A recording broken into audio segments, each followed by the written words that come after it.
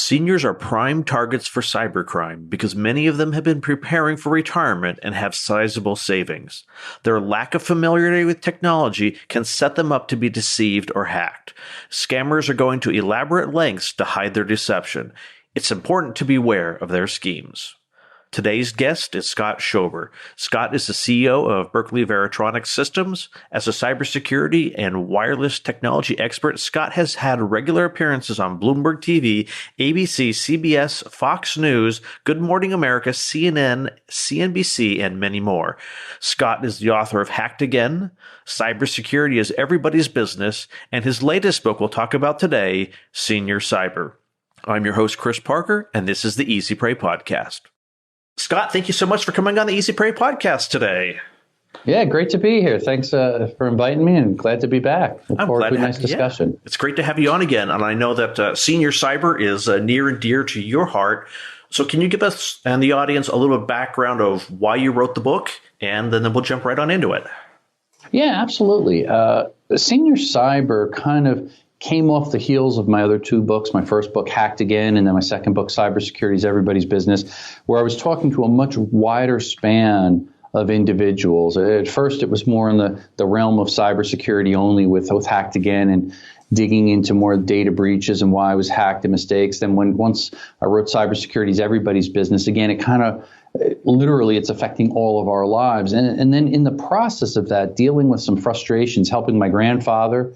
He was 99 when he passed recently, deal with technology. And both of my parents who are both aged and dealing with different health challenges right now, but they're both very active with smartphones and computers, the internet. They're constantly getting hit with scams and getting frustrated with passwords and logins and everything else. And I'm sitting there saying, boy, I felt like I explained this to them and they're not getting it.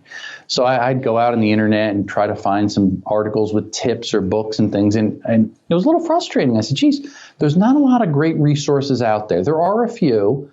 And as I would start reading them or delving into them, I felt as if I was from a senior's perspective, it was a little almost insulting. And they talked down to seniors. They would try to almost apologize for trying to explain things that really shouldn't be apologizing. It's just almost a generational gap. And I don't think you can expect seniors to get all of technology and the internet because it's so fast and changing. So I stood back for that for a moment and I said, geez, maybe this is missing. Maybe there's nobody that's really writing to this audience, the seniors, the elderly, that maybe have a little bit more time on their hands because they're not working, they're retired, or perhaps they're in assisted living or a nursing home, and they want to learn how to use a smartphone or get on the internet and look up a recipe or something else, but they're intimidated because of all these scammers and cyber criminals out there that are really targeting them. So that was kind of the premise of the book, kind of really just dealing with it from a personal level and seeing this frustration. And then also I started thinking about it. If I'm a child of parents that are seniors that are struggling with some of this stuff, that maybe didn't struggle as much in the past, but as you get older, your mind starts to forget things, be it passwords or procedures or click here, hold this, and all these magic buttons. Maybe that's something that other people are dealing with too. In other words, is there something that could be a resource for somebody that is assisting parents that are aging? So somebody like myself, besides just the parents, the elderly themselves. So it's kind of those two audiences there that can hopefully appreciate some of the tips and some of the struggles that I've gone through and my parents and my grandparents have gone through. Maybe they can relate to it. And that might make it a little bit easier for them, or hopefully easier for them to deal with as they run into these different brick walls. Yeah. So with respect to cybersecurity, then we'll talk about scams also. And then I've got a story I want to share and get your thoughts on. What are some of the bigger cybersecurity risks that you think are maybe more specific to those that are older? Well, I think, and I dive this into the book a little bit there, just the fact that typically seniors have a little bit more disposable income because they're saving all their lives. The generation there, especially somebody that's come out of depression or grew up after that, they really think about the importance of saving, whereas somebody younger now, they get a buck in their hand, they spend it. So having a little bit more money in the bank or perhaps in the stock market that means they're ripe for the picking as far as a hacker trying to go in there and get them. And the other thing I think is the fact that seniors are a little bit more innocent, a little bit more trusting. The hackers will kind of play on that, and that way they can use social engineering, especially to their advantage. And that could be in the form of traditional phishing attacks.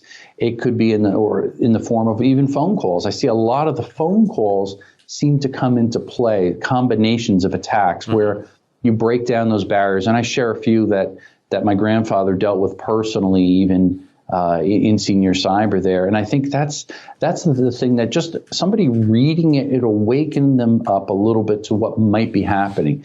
Hey, I just got a call from the IRS.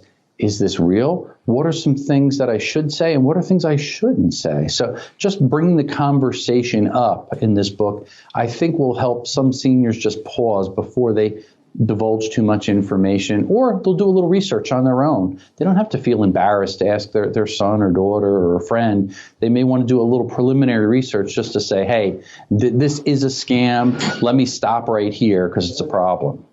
Gotcha.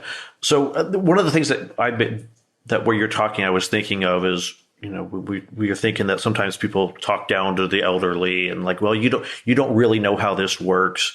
Yeah. I also kind of think that maybe that, not necessarily the talking down to the elderly, we don't want to be doing that, but their lack of familiarity also kind of creates a little bit of a problem. If, I always think of the scams where someone says, oh, go to 7-Eleven and pay with an iTunes gift card or a Google Play card. Someone in my generation and younger is going to go, well, that's not how you pay bills these days. But maybe someone who's not familiar with how to pay bills online or over the phone is going to be a little more likely to go, okay, well, I'll just follow your instructions. Yeah, exactly. And especially if somebody brings in cryptocurrency or Bitcoin or something, you could see some seniors' heads saying, I don't get this. Where is the money? I can't touch it and feel it. So I think the ability to differentiate, just as you point out, I think nicely, is this the way that you do pay bills nowadays, or is this the way that you actually have transactions, the way you handle it? And some of it bridges that. There are seniors now that are using PayPal and they're comfortable with it. There's seniors that I've seen, they have iPhones and they're comfortable with Apple Pay, and they kind of get near field communication and they understand the security of it. And I say, good for them. They took a little bit of time to research it and learn it. Maybe they got a little help along the way. To me, that empowers them to take security a stance and say, this is my business and this is my money and my property. I'm going to protect it, but I'm not going to be afraid of cyber criminals. I'm not going to be the next victim. And in fact, I'm not only going to learn it and embrace it, now I'm going to share it with my other peers. Mm-hmm. Everybody else in my assisted living home, I'm going to show them how to use it. And I'm going to spend some time and teach them how to get on the internet and how to use a computer. To me, that's a wonderful thing. Knowledge is very powerful when you could share it with others, especially those in your peer group or even younger ones sharing with older. I've noticed that with the book. I've had a couple people tell me they read the book and it started a conversation and it actually brought them together.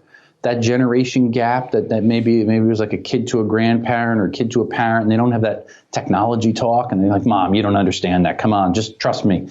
It allowed them to discuss it a little bit.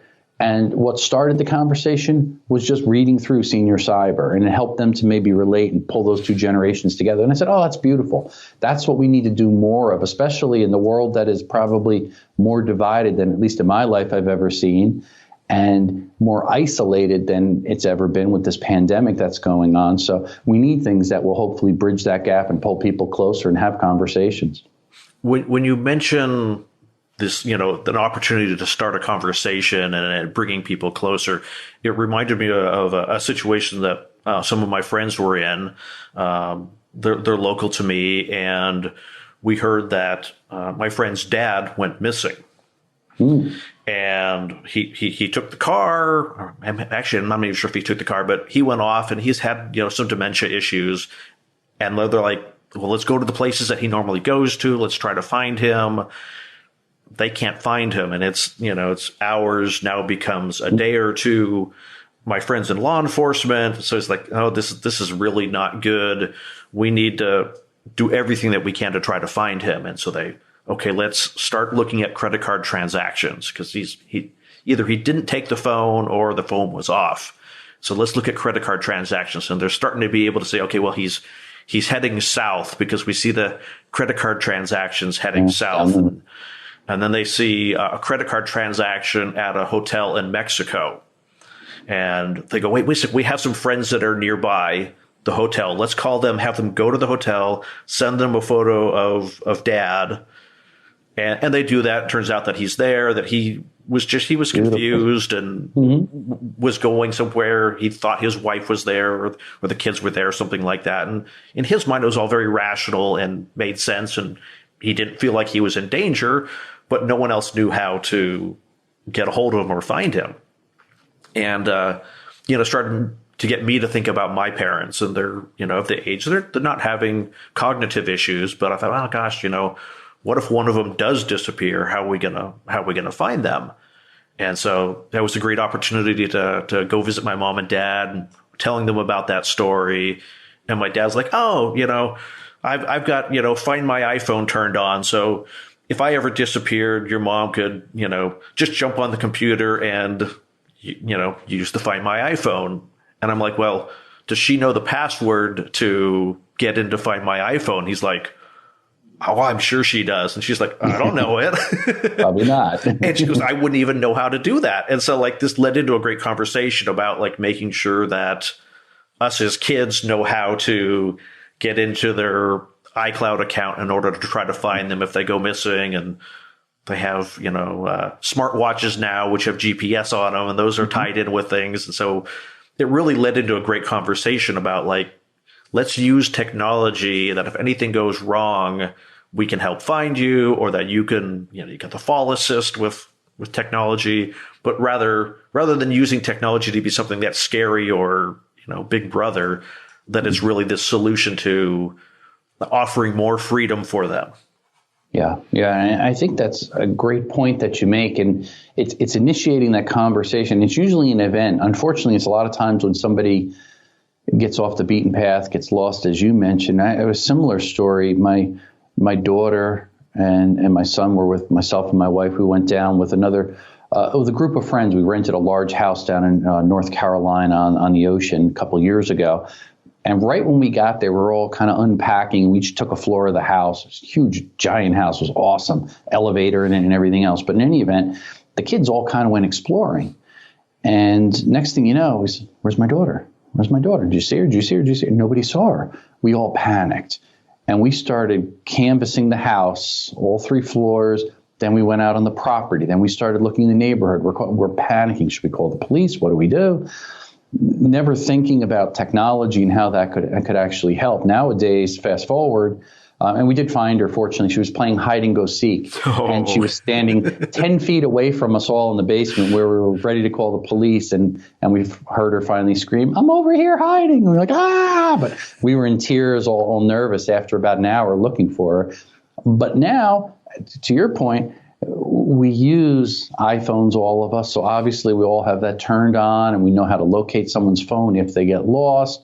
We talked about, here's a plan if we get separated, how do we reconnect with one another? So sometimes these conversations happen when something tragic occurs, unfortunately, but it's good for everybody to sit down, families, and have that conversation, especially as we're talking about here with seniors, because they might be a little more forgetful.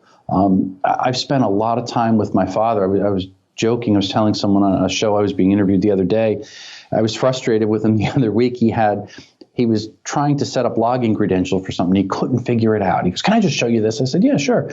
And he goes, here, I put in my email address. I'm like, okay, that's your username. I said, and what's your password? And he puts the same thing in again. I'm like, that's not your password. He goes, yeah, that's my password. I was like, I don't think it'll even accept your username and password to be the same. And sure enough, it did. And I said, why in the world would you use your email address as your username and password? And he looks at me, he goes, I can't figure this stuff out anymore. I'm just too old for it. I can't remember passwords, and I can't figure this keychain thing out anymore. And I write it on a sticky note and I lose it, and I got 90 variants of and I'm sitting there saying, you know what? Here's somebody that, again, he's the CTO of our company. He's retired, my father, but he's got a brilliant mind. He taught at New York University for 30 years, a master's program. So from a intellect standpoint, he's very knowledgeable and he understands very complex things. But if he's frustrated with passwords and can't get it, we're all doomed. Yeah. It can be very frustrating. And that's what I start to feel when I see a senior struggle through it. Now I try to contrast that and say, imagine a senior that has never used computers and technology, and you say password or you say encryption or any of these other small words that are buzzwords in the cybersecurity world, and they kind of just, they don't even say anything in response. They just tune you out, I think, and that's the problem. You say ransomware, you say phishing attack, and most people go, but they don't get it. So to me, explaining not just what it is, but helping them to relate and try to explain, well, you're familiar with regular phishing, right, Grandpa?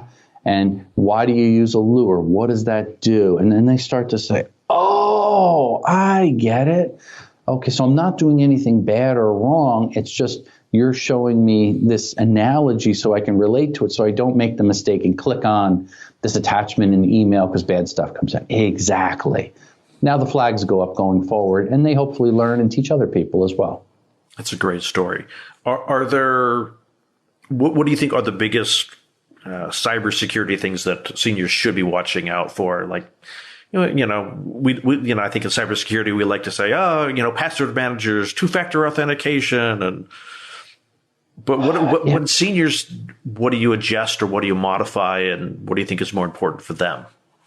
I think when I observe seniors, how they live and what they do, most of them are using a computer and they're accessing the internet. And I find that a fair amount of them are using, maybe not necessarily doing online banking, but they usually have a connection to a stock portfolio. And typically I see right alongside their computer is the password written out there on a sticky note. And we kind of all joke about it. You laugh, so you shouldn't do it, but they all do it.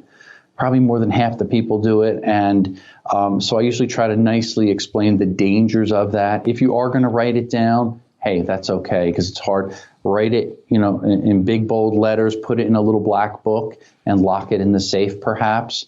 And that way it's close at hand and you can get in there and access it if you have to. But don't do the sticky notes. We're all guilty of it. I used to do it as well. And it serves its purpose, and you probably figure, oh, who's going to see it? But then think about a senior. Maybe when a home health aide comes in. Maybe when a neighbor stops by and glances over and sees it.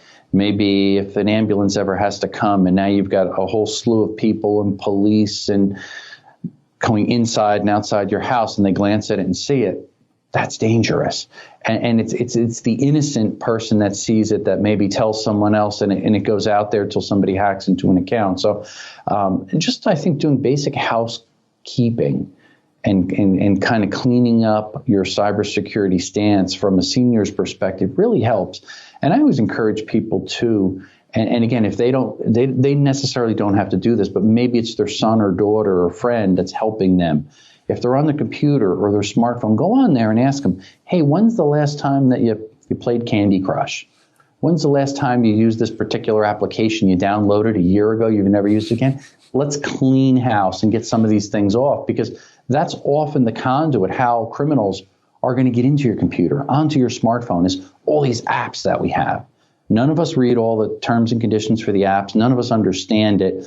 Yet we're giving somebody carte blanche to come into our device, into our computer, and have access to our contacts, what our viewing habits are, what we entered on our browser, so on and so forth. And again, we don't have to get into the tech details when we're explaining to a senior, but I think sharing the basic dangers of it, but more importantly, helping them to clean off all this stuff. Because the more stuff you have, sometimes you feel almost overwhelmed, and then you do nothing. You almost get complacent and say, why bother? And I've seen people do that. I always encourage seniors, even when I talk to them, I say, something even as basic as having a good shredder. A lot of people don't do that. I said, well, I rip it up and throw it in the garbage can. Hey, that's great. Take it a step further. I always share the story. I don't know if I shared it with you in the past. I had a credit card here in the company, and it was expiring, so I had a new one issued, so on and so forth. But I said, well, I'm going to cut it up. And I cut the card up into like a million little plastic pieces without cutting my hand, dumped it into my garbage can. That was on a Friday. Monday morning, I came in, and our building maintenance guy, he goes, Scott, he goes, you got to come outside and look at this. I'm like, what? He takes me over, and the garbage cans are all lined up. On the ground was my credit card pieced together. And I'm sitting there going, what? So somebody actually had the nerve to dig through our garbage with all the nasty stuff in garbage. They said, ooh, somebody chopped a credit card. They pieced it together. My guess is they probably took a picture and went home and tried to go online shopping or something else. It was more of the, nothing happened to me, but it was more the moment to see at what lengths are people willing to go to compromise our personal information, to steal our credit cards. That is a concern. So if they could piece together my credit card, and I thought I went to good lengths to do it, what's going to prevent them from a senior that's not going to be able to maybe cut it up into a million little jigsaw pieces? Maybe they just cut it in half, throw it out. They'll piece that together and go shopping. So education, I think, is important. Sharing stories like you do with your audience, I think that's really important because it raises awareness and it teaches us better behavior going forward. And that will prevent us from being a victim. And sometimes I think the stories are less threatening also. Yeah. Like someone can listen to the story and connect with it and not feel like, well, you're just lecturing me. But the story helps them to kind of see how things unfolded and empathize and connect with the situation as opposed to, absolutely, don't do this. Yeah. You don't want to, I don't think you want to ever talk down to someone. And I personally, when I speak to an audience, and even in the world of cybersecurity, when I'm filled with a room of experts that are usually smarter than I am, I use myself as a guinea pig. I say, look, guys, you start out, I usually say, who had their credit card compromised? And you see like one or two hands go up. I'm like, guys, come on. I've had my credit card compromised 9 times in the past year. Then all of a sudden, a couple more hands go up, a couple more hands go up. I asked a series of 3 questions in one I think it was at RSA, maybe the audience. Every single hand was up. That scared me. So everybody's a victim. It really is something. And these are the professionals. These are the guys that are getting paid to keep our personal information safe and secure, be it government agencies, banking institutions, managing stock portfolios. So we all have some level of vulnerability and risk out there. So it's really important that all of us get the message, but at least with my mission as of late is to really help that population, the seniors that are really neglected and not helped as much as they should be. So let's shift gears here a little bit. We've talked a bit about cybersecurity. We've also talked a little bit about scams. What are the scams that you're seeing that are targeting senior citizens versus, maybe the senior citizens aren't falling prey to social media posts to send Bitcoin to double it because they don't even know what Bitcoin is and they're not even on Twitter, so it doesn't matter. But what are the things that you're seeing that are targeting seniors or the seniors are most impacted by? Yeah, fabulous point. Always it's tied to something emotional. What's been an emotional issue as of lately? Vaccines. Last week I was up visiting my parents, helping them out with a few things. Phone rings.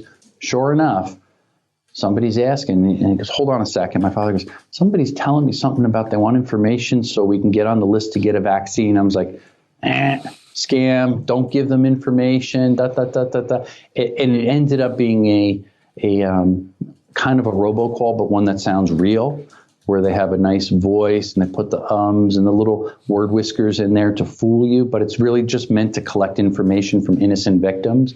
And he's like, geez, he goes, I'm glad you told me that. He goes, I got like 6 other calls the other day like that. And I'm like, oh.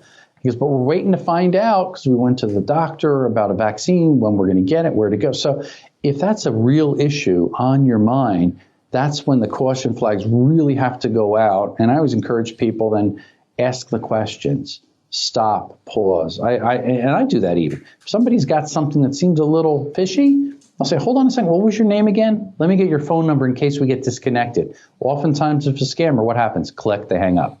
Then you know right away. You saved yourself the breath of even arguing or trying to figure out or justifying or feeling guilty that you don't trust them or something like that. Trust nobody. I would not trust anybody, especially if you're senior and you're getting repeated phone calls. So I think that's number 1 on the list, the phone calls regarding vaccines.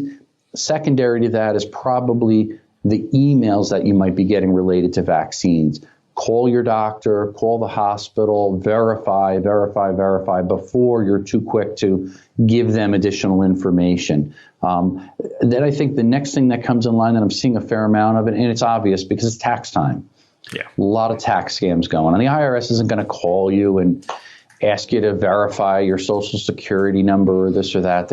They're really trying, the hackers, the cyber criminals are trying to find people that have perhaps received a refund, play the game about your stimulus checks on the way. We just want to confirm a few more pieces of information, Mr. Smith. They're trying to socially engineer information out of you. And it's so easy to find out information about you or I or anybody on the internet. It's public information, be it tax records, be it people finder, Google search, social media. Everything and anything is out there about all of us. So just be leery of that. If it sounds like they know a lot about you, it's because they did their homework. They put together your profile, or they were cheap and they went out to the dark web and they purchased it. So they're trying to perform identity theft or steal your money or something else. So trust nobody. That's I think, really key because the scams are rampant. Every single day there's a different scam I learn about. I almost thought about writing these down and documenting it to educate people. As fast as you document them, there's a new flavor on it, a variation of it. It keeps changing and evolving. And I think that's the part that people have to realize. You have to really understand how to identify a potential scam at the very beginning of the conversation before you go down and divulge too much information. Otherwise, it'll be too late. You'll give in some information. Each time you give in, they're building up their database, their sheet to try to nail you and steal your funds or whatever they're trying to accomplish. So what would be those kind of key pieces of information that they're trying to get that should be a red flag in someone's mind when they get a call and someone says, whatever this scenario is, when they start asking you, can you tell me this? I usually, and I've heard this personally, and other people have shared this with me, when they share part of your personal information, they volunteer it. They say, Mr. Parker, so, I just need to confirm the rest of your social security number. The last digits are 1234, correct? Could you share the rest of it with me? So the innocent person on the other phone, especially if they hear, hey, your credit card may have been compromised, Mr. Parker. I need to verify for your own security purposes that you are who you are, so I don't, make any mistakes here. Could you just verify some information? And they do it very quickly. Usually speed, time is of the essence. If they push something, red flag goes up. They divulge something personal that you think maybe only they would know. Again, I can get anybody's social security number, cost about $1 if you really want to go out there and get it. So don't be too trusting to people. If they say, verify these security challenge questions, you were at this high school, correct? Anybody you can find at the high school. So be real careful when they volunteer information and hope that you fill in the blank, the other piece, because that blank is what they're missing. Mm-hmm. And that's true across the board on most of these scams that are on the phone, sometimes on email too, but mostly on the phone. And I think that, and I talk about this in the book even, think about this. When the phone rings in your home, do you pick it up and answer it? I don't. I do purely because I'm curious of what the scam is. Yeah, that's true. You're investigating. You're like, ooh, this is going to be a good one for my next show, right? We have a caller ID, and it talks and tells you who it is on the phone, so you don't even have to get off your butt to get up there. But if anybody wants to contact me, typically they'll call my cell phone. It's on me. Now, somebody older, contrast that. How did they grow up? They grew up being taught if the phone rings, you want to answer it. Why? Because it's courteous. It's polite. And they don't let it ring 50 times. It may ring a little bit longer because by the time they can get out of their chair and get over to it and pick it up, but they're usually very kind. They're courteous. They have etiquette on the phone. Try to teach that to a younger generation. It's completely different. So I think, again, hackers realize this. So they're going to target somebody's home phone.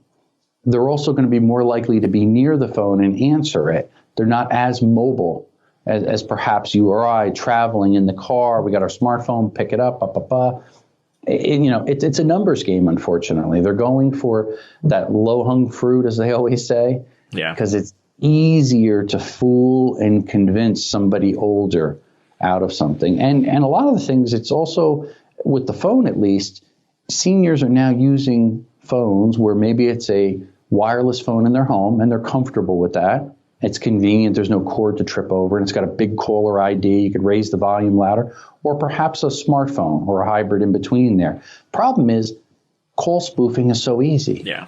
Any of us can buy an app. We could spoof a number. I'll share it. I did this with my friend just as a joke. He's a huge hockey fan, always talks about hockey, and he belongs to a fan club and follows every player that gets traded, so on and so forth. So my son and I were sitting there laughing one day. I said, let's fix him. Let's have some fun. Let's look up what the fan club's phone number is. It was like a 1-800 number for that particular hockey team. Let's send him a text and spoof the phone number and make it look official. So he wrote a thing and said, from the so-and-so team, major update, this player was just traded. And just hit send, nothing else. So it doesn't look like it's from me. It looks like it's from the fan club. Not 10 minutes later, he texts me and goes, you won't believe it. No one knows this yet, but I'm part of a special fan club, and I heard that so-and-so player is traded. Tell your son, he won't believe it. And I was laughing, and we're just having some fun with him. But again, here's somebody that's in their 60s. Innocent, but what was convincing to them, it's not that they're stupid, it's that they looked at the phone number, it looked exactly like the fan club, and it's credible. The problem is then they share that with somebody else and told 10 other people about it. So as we get older, we tend to be more trusting, more innocent, we share things, we tell people, but then we hide things when we make mistakes or do something stupid because we get embarrassed. So finding that balance, I think, in the world of cybersecurity and scams is very, very important, especially as seniors, I think, are primarily the ones targeted, or at least that respond. Yeah. I always ask, geez, I'm getting these robocalls, no matter how many lists I subscribe to, how much technology is enforced with the stir, shaken technology, the FCC, the fines, the carriers on board. Problem hasn't gone away. It's still annoying. I still get it. But what's the difference? I don't bother answering it. Somebody that may be a little more naive or innocent may actually keep answering the phone, and that could be a problem. Yeah. So it sounds like each of those calls reveals just a little bit more information, a little bit more, and then all of a sudden they know enough about you to convince you of stuff.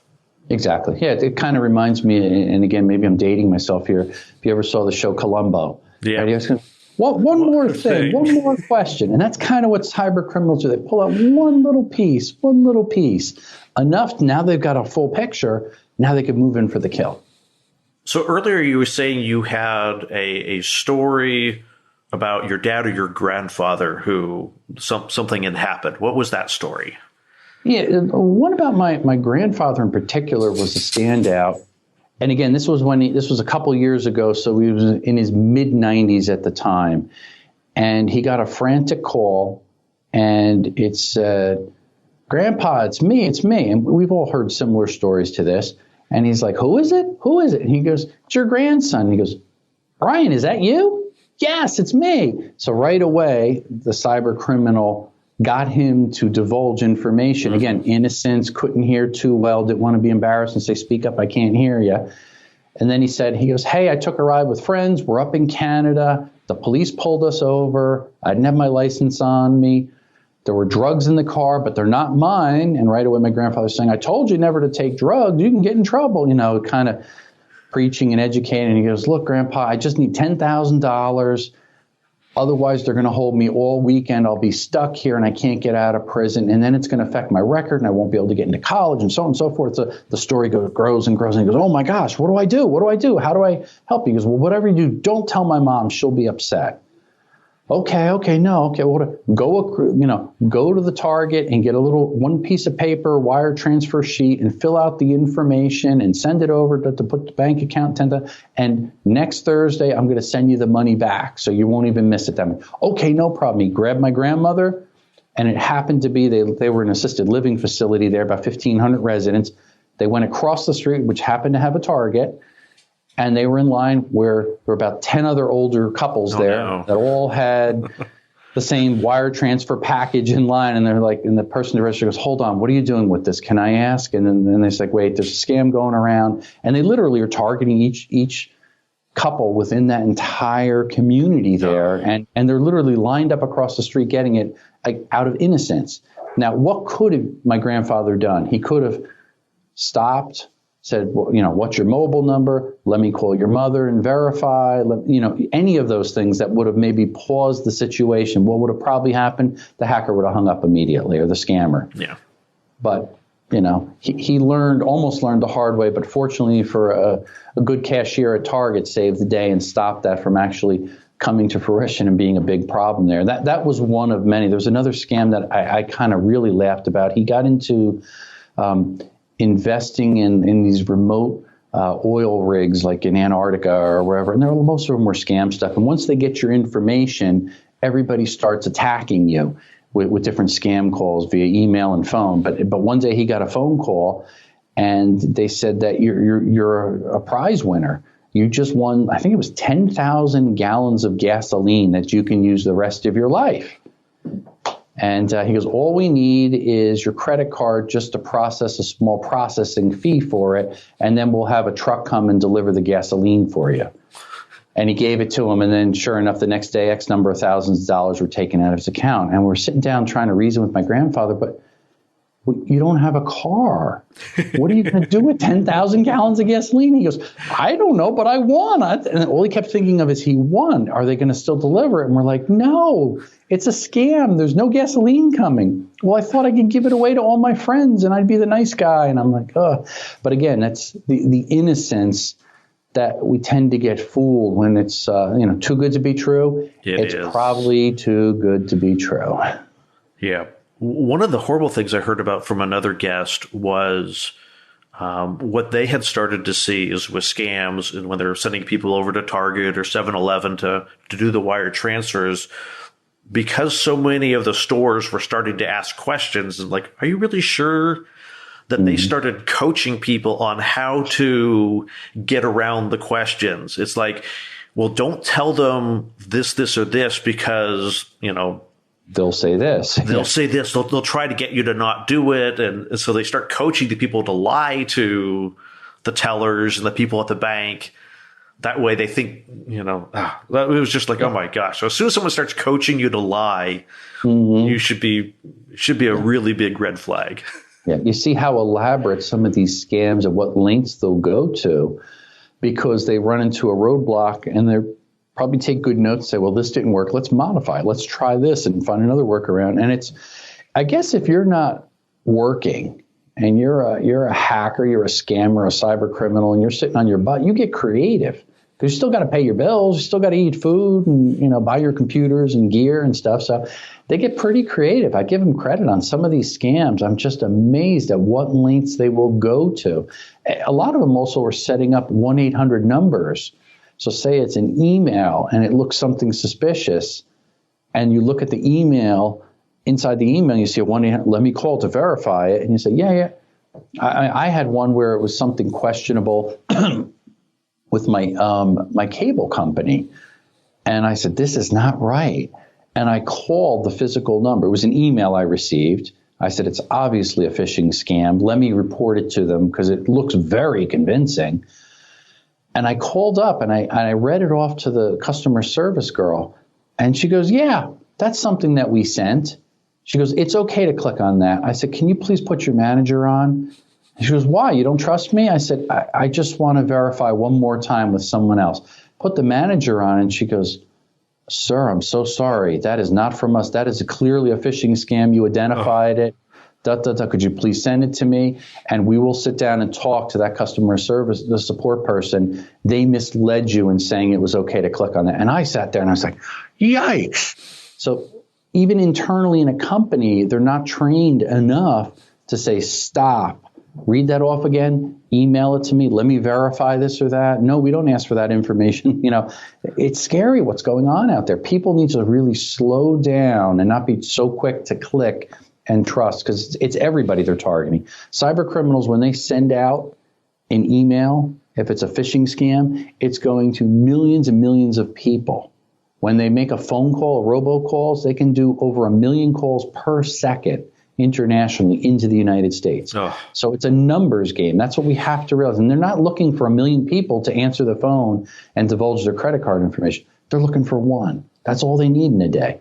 So, the odds are to their favor, unfortunately. Yeah, that's the really challenging thing. like I've talked to a number of people that they think they are specifically being targeted. And it's like, well, no, I get that. Guess what? I got that same email. I got that same phone call. It's not that they sent it to you and I personally because they're trying to get our money. They sent it to everybody, every email address, every phone number. Yeah.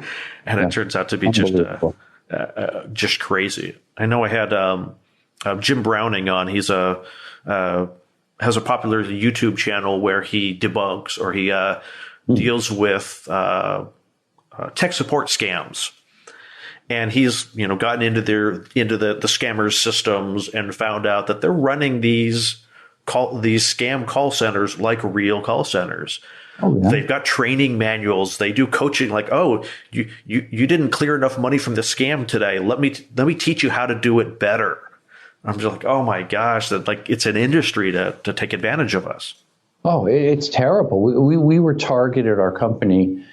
This goes back sometime last year, and our receptionist, fortunately, she was smart enough to call me over, and she goes, Scott, I read your book. I'm not going to do anything, but I got a guy on the phone right now, and he wants me to go into my browser and enter this number and this. And I said, let me talk to him, shift him over to me. And he was pretending to be a Microsoft support technician. And of course, we're on Apple's for our whole administration, office management. We're not using Microsoft products there and stuff. But I said, let me play along with this and see what he's trying to do. And it was interesting. Every time I go, hold on, sir, what was your name again? And he would try to change the subject. I said, no, I'm afraid we're going to get cut off. I really need your name. Okay. And then he would say his name, but he sounded nervous. And you could hear it was in the background. It sounded like a call center of scammers or something like that. And he was trying to basically do a remote control, take over the PC, put some malware on or steal files or something like that. I took it to a certain point, and then I said, sir, I got to tell you something. I said, I clearly realized that you are a criminal. And I know that for a fact. And his nice, friendly voice changed. And he actually said to me, he goes, some nasty words I won't repeat, but I'm going to kill your daughter, your wife, and your girlfriend, he said to me with a strong accent. I said, excuse me? And then he hung the phone up. It went from like, Mr. Friendly, nice, I'm going to help you solve this problem with the security on your computer, to I'm going to kill everyone you know. So you could see they're just mad. If they get caught, they get angry. Yeah. And, it's just a numbers game, though. They're going to keep working it. And they probably go through 100, 200 calls a day. And all they take is that one person that trusts them enough to let them onto their computer and then take over. So it's a sad game. But education does make a difference. Awareness makes a difference. Sharing knowledge and sharing mistakes. When we make stupid mistakes, share that with other people so they don't fall victim. At least, if nothing else, we're going to push the problem off, educate other people so they don't fall victim, and make the hackers really have to work for it. Make it so it's not affordable for them to try to hack and steal our information. That's why I sometimes that's my mentality when I get the call. I'm like, well, if they're on the call with me, that means they're not on the call with somebody else. Exactly. Sometimes I'm like, how long can I keep them on the phone? Like, oh, can you hold on just a moment? Hold on. Let me get where I can sit down and give this a proper attention. Put the phone down, walk away for a couple minutes. I don't want to make a mistake and give you the wrong wire transfer bank account information. Hold on. I'll be right back. And then go get a coffee and come back 10 minutes later. Yeah. Can you repeat that number again? And then I read it back wrong and they read it again. I'm sorry. I don't know why. I just can't get this right. I've got dyslexia. And can you read one more time? Unfortunately, I'm not scalable to waste their time. No, probably not. Neither of us are. But hey, sometimes it gives you a good chuckle, but it also helps us understand a little bit better how they operate. Yeah. And to me, if you don't deal with it firsthand, it's not like you could read it out of a rule book, the do's and the don'ts. You have to almost experience it, the emotional side of it, the frustration side of it, the mistakes that you make. Then you could better educate other people so they don't follow the same path, perhaps that you traversed or somebody else. And that's part of the education, because people then can relate to it. It's not just some guy telling me, don't click here, don't divulge this on the phone. It's happening every day. People are doing it because they're innocent. They're giving in to the social engineering methodology that these criminals are using. Yep, it's the emotion, it's the urgency, it's the authority. When all of those things line up, it's a perfect storm. It is. It really is. Yeah. And again, the sheer volume of people that are done. If you look at it, if you say if it's 1 out of a million people they're targeting, it's probably less than that, but that's enough for them to have a successful enterprise. And that's the part I think that's so concerning. We got to get it right every single time, or they're going to get into our computer or our network. They get it right once, it's payday, and they move on to their next victim. So, yeah. Out of curiosity, have you heard of the new, and I don't know if this necessarily targets seniors, the new thing called brushing? No, I haven't. No, what's that? So apparently what scammers are starting to do now is they're sending out packages to people that are unexpected. So like I don't know necessarily I'm the target, but I've received like multiple books from, that looks like they've come from Amazon. And I'm like, well, I didn't order this, and did some working backwards and found out that it was through like a third party seller, found their number, contacted them, and they're like, oh, you're the third person who's called me saying they got a book that I shipped them that was placed on behalf of somebody else. And interestingly, all three of them had the same, they're like testing credit card numbers. Sometimes they actually ship real products so that you'll give them a free review. It's crazy, the stuff that happens. So I've heard a lot about the reviews. And of course, in the world of Amazon, we sell products. I sell books on Amazon. And it is important, it's essential to have solid reviews and real reviews. But some of the scams that are going on, I haven't heard of that term brushing, but I've heard a lot about the scams that people will use where they're actually paying people to give them good reviews. And they'll send them a product, and maybe a $25, $50 product, and they're like, hey, if you give me a good review, you keep the product. And so it's the cost of reviews. They look at it and say, okay, if I spend this much and I get a good review, I may get 20 sales more than somebody else. Hey, let's send out X number of products and let the people keep them, because it's a numbers game again that they're looking for positive reviews, because that is the way Amazon's algorithm works effectively. And your product is actually pushed out there ahead of other products. It does really work. I mean, I compare our online web store to Amazon. We push a lot of people toward our online store, but surprisingly, we get a ton of business on Amazon, more than our online store. I'm sitting there saying, we're spending all this money here. Why is it coming through Amazon? Because Amazon's engine and the search engine in there is extremely powerful when you couple that to looking at what everybody is, searching, viewing, buying, talking about, rating products. It's a unbelievably powerful combination.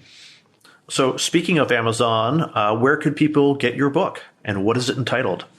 Sure. They could certainly buy it on Amazon, Senior Cyber. They could also buy it on our website. My website is scottschober.com. And Amazon, just go on there and search for Senior Cyber, and you'll see the book certainly pop up there.